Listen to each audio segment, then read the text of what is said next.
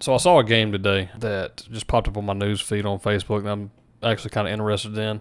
It's a new game that's coming out, and the developers behind the game are actually some of the developers from The Witcher 3, Dying Light, Dead Island, and Cyberpunk 2077, and they're all partnering up to make a new studio. So I thought that was pretty interesting, and I just figured I would look more into this article and what this new studio's plans for their next game is going to be. So I thought it'd be kind of cool just to check out and bring you guys along for the ride. So let's check it out and read off what this article says. All right, so this article is in PC Games, and I'll link the website down below. But the article says some of the developers behind The Witcher 3, Dying Light, Dead Island, and Cyberpunk 2077 have come together to start up a new studio called Starwood Industries. Its first outing is a sci-fi game with atom punk aesthetics that is inspired by the works of Stanislaw Lem.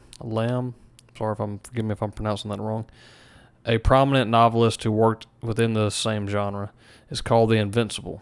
So that's the title. We got a title, The Invincible. It's, I guess, officially the title. And it's set in a world where technology has advanced to the point of seamless space exploration, but equipment remains analog as the digital revolution has not taken place, nor has the Cold War ended. The game's been in the works since 2018, so it's been in the works for a couple of years. And the devs hope to have it out next year. Oh, wow, okay. We got the chance to chat to project leader and CD Projekt Red vet, Marek, I apologize if I'm pronouncing your name wrong, ahead of the upcoming PC games reveal. Okay, so it's going to be a PC game. I guess it's only going to be on PC. So first things first, what is it about Lem that the studio likes, and what is it about his work that, I'm sorry I cannot pronounce his name, so I'm just going to call him Mark. His work that Mark thinks translates to a video game. So first things first, what is it about Lem that the studio likes, and what is it about his work that translates to a video game? The most fascinating and inspiring thing about Lem's writing is the extent of the boldness of the provided visionary. He tells us his stories are multi-layered, as if written with the intent to be adapted as an interactive entertainment. Not everything is trivial, though.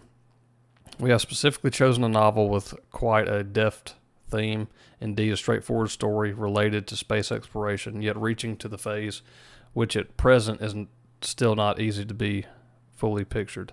While Lem was particularly active between 1946 and 2005, Mark Switzk, I'm sorry if I'm pronouncing that name wrong, reckons the words he wrote still have plenty of meaning and relevance today.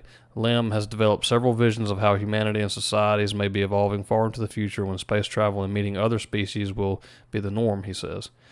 Whilst we're just beginning space exploration, many prophecies regarding tech innovations indeed came to life, such as the internet, ebook readers, artificial intelligence, genetic engineering, microbiologics, etc. Maybe not always named or working exactly as Lem imagined, but serving precisely the described purposes, rooted in science and psychology.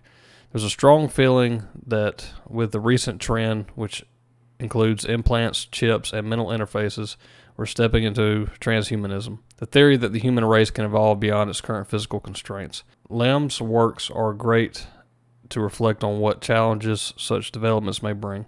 The themes to the game certainly seem bold and interesting then, but what will the Invincible feel like from moment to moment when you're playing it? Mark says that the atmosphere draws comparisons to Alien Isolation, whereas communicating through radio comms will put you in mind of Firewatch.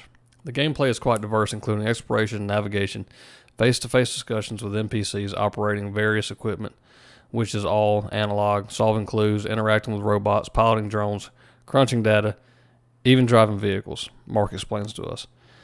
A large part of interaction will include radio comms, sometimes dense, even tense at times, often intimate, closely related to the unfolding events. In that way, the Invincible can remind of Firewatch. I don't guess I've ever played that. I'm assuming that's another game.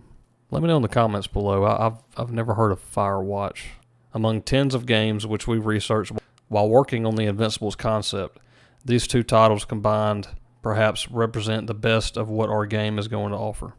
Mark hopes to release the Invincible in the second half of 2021, so that'll be roughly about a year from now. But that's conditional on several factors. Due to the current state of the world with the virus that's been going around that we are all too well acquainted to and beyond, it's hard to offer a more narrow time frame. You can wish list it on Steam if this one sounds like your kind of thing. Huh. Well, it sounds interesting. So yeah, that game sounds interesting. I just saw this article today. I thought it was interesting, and I mean, they obviously have some talent from some good studios, so I'll be keeping an eye on this one. He says it's going to be a lot like Alien Isolation, which is really more of a horror game, which is a really good one. But he's talking about robots, clues, analogs. He doesn't say anything about weapons, does he? Piloting drones. So I don't see anything about weapons in this one. I wonder if there are going to be weapons, or if it's going to be more like Isolation, where you're just kind of trying to survive.